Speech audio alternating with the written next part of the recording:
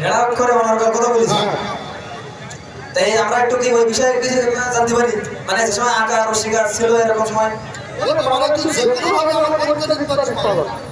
আপনি ওই যে একটা কবিতা আছে না, সবাই জানে, আমাদের ছোট নদী চলে বাঁকে বাঁকে বৈশাখ মাসে তার হাঁটু জল থাকে, এই কবিতাটা যদি আপনার আমি আঁকাতে বলতে পারি, বলি তাহলে আপনি পারবেন বলতে?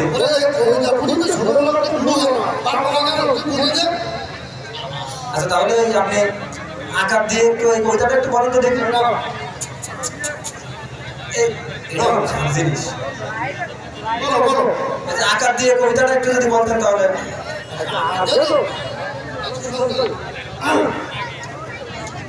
আমার দ্বারা সাদামাটা সালামাটা মাথা বাসাটা বাসাটা হাঁটা চলা থাকা।